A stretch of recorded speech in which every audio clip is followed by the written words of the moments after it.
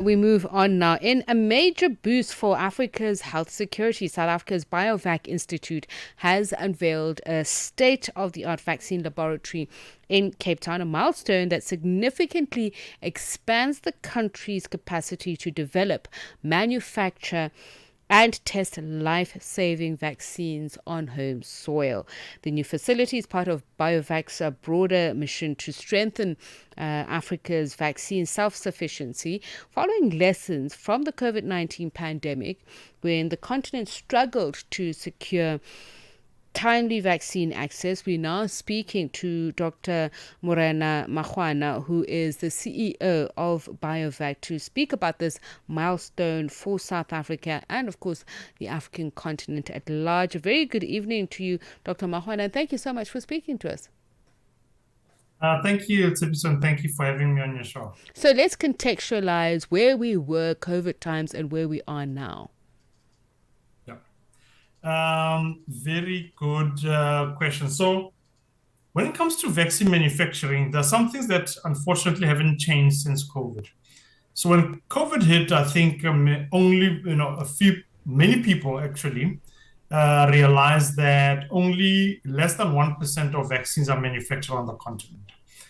And how did this percentage all of a sudden come up? It actually was always there, but it made itself into the public domain because vaccines were scarce, during the pandemic. And, questions were asked now, why are we there? So as we sit in 2025, that statistic hasn't changed. And it hasn't changed, but there's been a lot of work behind the scenes to try and make it change for the future. This is a long-term game in terms of building up capacity and manufacturing capacity. So whilst I'm optimistic that 1% will change in the future, at the moment, not much has changed statistic-wise.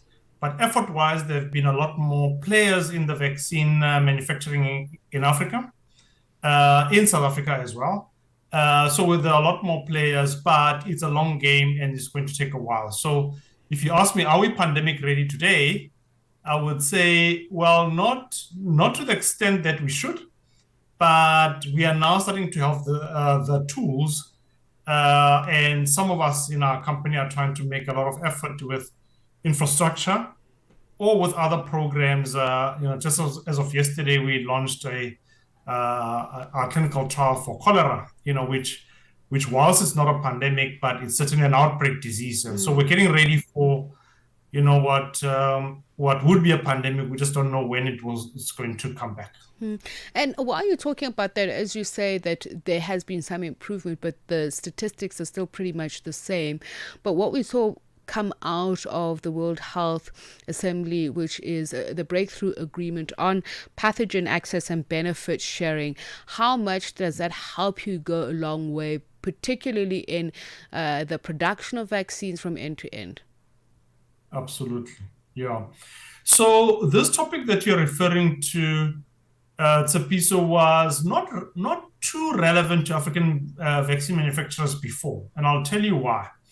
If you're not an end-to-end vaccine manufacturer, if you don't start from scratch, where, you start with the raw material, and that raw material in our case is either the actual raw bacteria or the virus or even the genetic code. So in 2020, when the pandemic hit, and just to remind your viewers that it obviously started in China, but when they discovered the virus, they actually sent the genetic code of that virus throughout the world. So others could actually start working on a vaccine using that genetic code.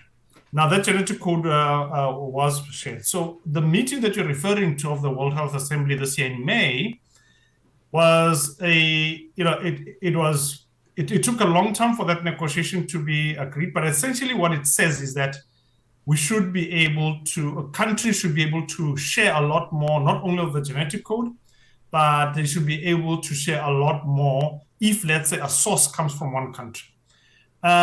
For African manufacturers, now that we are getting into end-to-end vaccine manufacture, Biovac is one of them, that topic becomes relevant because there's no point having the skills, there's no point having the facilities, but you actually can't start, you can't get the starting material, if I can put it that way.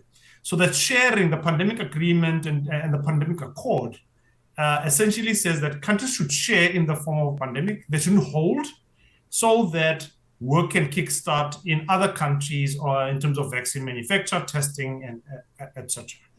And I do raise that because we can't be talking about pandemic preparedness and vaccine sovereignty in you know in parallel or opposite ends to each other. So and there is country context which is important to speak about the practicalities of that, of local manufacturing. So how much more do we still need to fight as African countries if South Africa has made that breakthrough milestone now, but to make sure that other African countries are able to join the conveyor belt?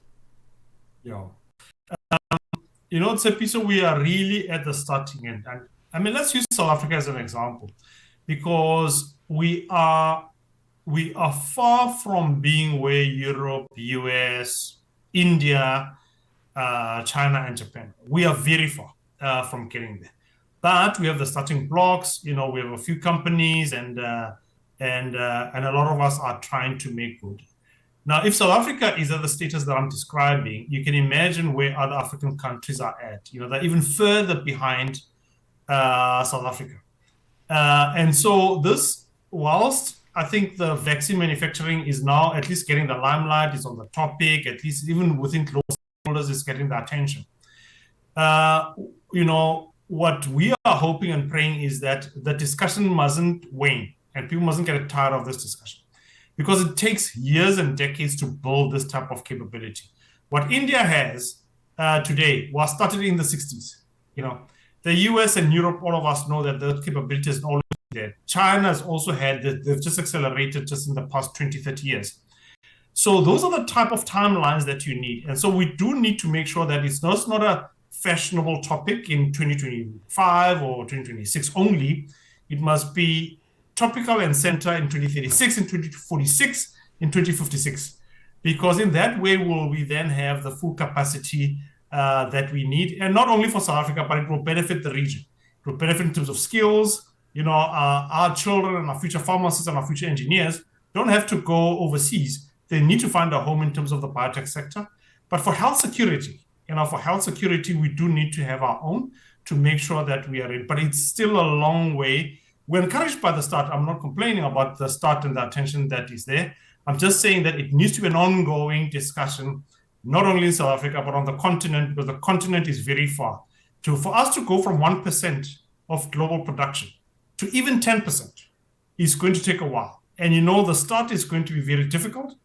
Hopefully, once you go over 10%, then, the compounding effect will then kick on. But between now and 10% is going to take a long time and a lot of effort. So just very briefly, the AU's target of 60% vaccine production locally by 2040. From what you're saying, it sounds like a highly ambitious project. But what would we need to do to be able to capacitate ourselves to a point where we say, well, it is within the horizon? Yeah. I think, firstly, we need to get to double digits. I do support Africa CDC in terms of that ambition. You need to have an ambition. It needs to be a stretch target, and a number had to be put up. And I'm happy with 60%. What I think we need to do by 2040, if we don't get to 60%, if we are at 15%, if we are at 20%, even if we are at 25%, it would be a huge, huge move from where we are now. And for me, success would be, firstly, double digit.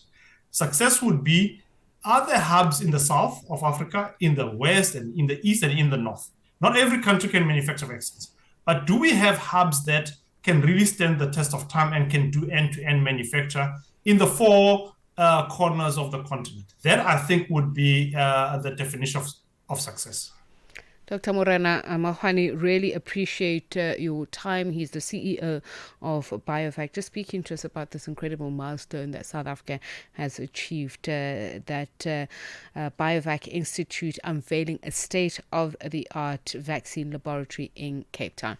That brings the time to exactly 10 o'clock time now for African Diaries. From us, good night. Conversations